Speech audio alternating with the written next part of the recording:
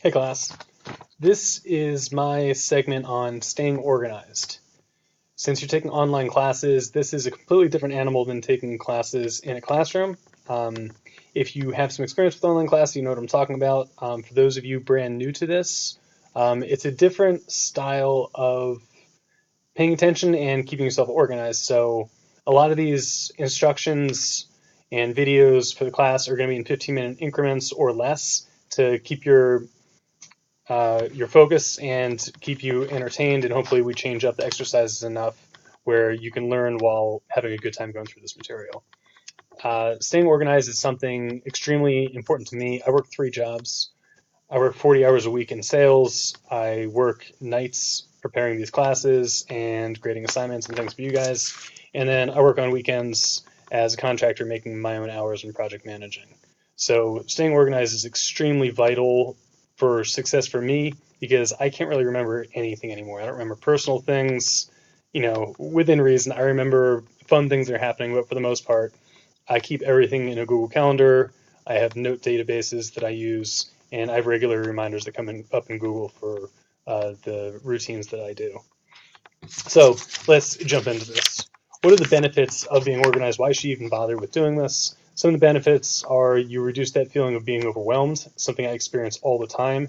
And when I feel like I'm on top of things, that definitely is a nice feeling rather than overwhelmed. It's night and day. You will be more focused on what you want to achieve, be able to prioritize your tasks, set and achieve your goals more efficiently. You'll manage your time more efficiently and even be more flexible. You can work more economically and be more productive. You'll be less stressed. You'll achieve more balance in your life. You can set an example for your kids, maintain a positive image for your colleagues, your friends, your clients, and you might even have more energy and enthusiasm once you've achieved this freedom from chaos. The first hour of your day is the most important. You'll want to get started slow and right, and this comes from interviewing successful athletes, entrepreneurs. There was one study that interviewed over 250 of these highly influential, successful, athletic people, and they found that they don't really start the day hitting the ground running. They have a slow morning, they meditate, they might exercise, go for a walk, cook a nice breakfast. You just want to prepare yourself for a busy day. So you get enough sleep the night before, you have a nice meal, and you're ready to go. Time is your most valuable and scarcest resource. One thing that I recommend doing, something that comes from the book, How to Motivate and How to Win Friends and Influence People, you can log what you do each time of the day. So throughout the day, log what you're doing. If you're jogging in the morning, or if you're answering calls, you're getting your kids ready for school, what have you, things that distract you, all that stuff, log it all throughout the day, and then take a look at your days. After about a week or so, you can really see where your time is going and all the unnecessary things that distract you or call your time. So it really calls the attention setting priorities for yourself. Productivity is not about energy and focus. It is about energy and focus. It's not about time. People are more productive than others because productive people get enough sleep and they take breaks. They're also more organized, and we all start with the same amount of time. So some people are more productive than others because some people are able to concentrate and have set up their days differently. Valuing your time is extremely important. You need to capitalize on the time that you're given. Say no to everything that is not a priority if you have a really busy, important day of things to do. Focus on your most important tasks. What's going to bring you the largest value? That's how you prioritize. Which task is going to achieve 3 tasks in one, create more time for you, etc. What should you start going through first? And that might be one way to begin. Organize your to-do list and start to prioritize things. Be sure not to sweat the small stuff. You can get bogged down in those details. Try to see things from the bigger picture and work more efficiently by tackling the larger problems and not getting focused up on those minute details. A great rule of thumb that I think about all the time is if it takes less than 5 minutes, just do it. Just get out of the way. my cat's litter box, constantly filling up. I never want to do it, but I know that if I don't do it, bad things are going to happen around the house. So it literally takes 2 minutes. After I do it, I always wonder, why did I wait 3 days to do this? Develop routines. Another way to look at this is developing mindfulness loops. If you do the same thing every week, just set it on a regular schedule. And these regular routines could be called your dependencies: your food, shelter, your family, your relationships, your academic goals, the things that you spend most of your time doing and the most important things in your life. These things come above everything else. They should be continuously checked on. You might even schedule regular times to address certain things in this part of your life. And the rest of your life fits around these priorities in your life. It's also good to think about when the best time to exercise, socialize, those kinds of things, maintenance around the house. Make those into your routine also. So it's not just about work, but think about how you want your life to be, in a sense. Have a place for everything and put everything in its place. Kind of goes hand in hand with staying organized.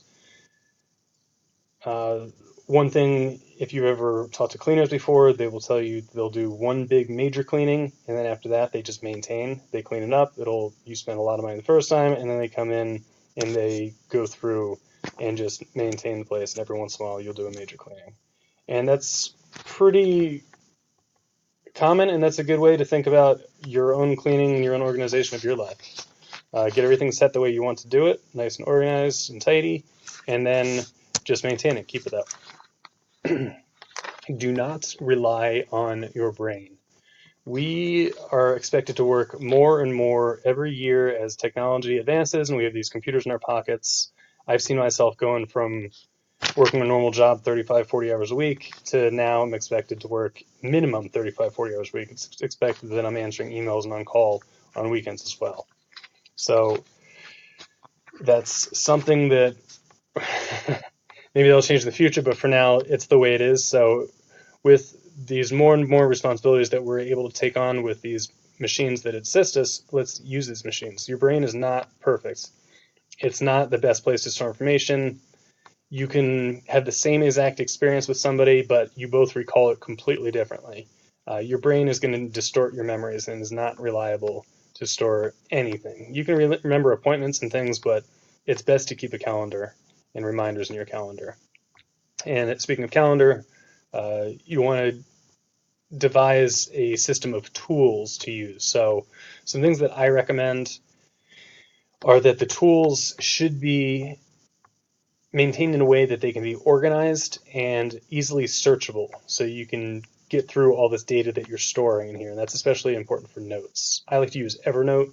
You can store notebooks. Within those notebooks are notes, so there are different layers of organization.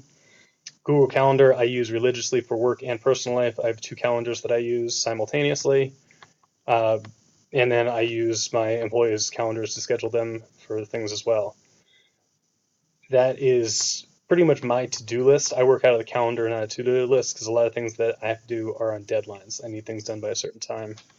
You can use Siri, your phone, for reminders.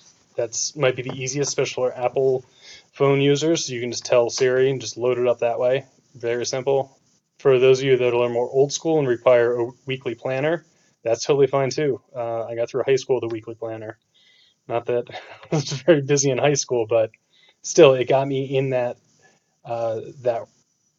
mind pattern of jotting things down and keeping to-do lists and tasks that need to be done.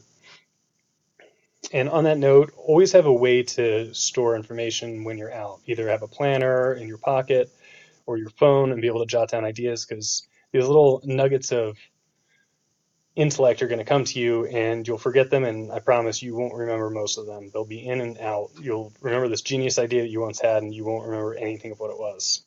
So make sure you get those things down on paper or digitally.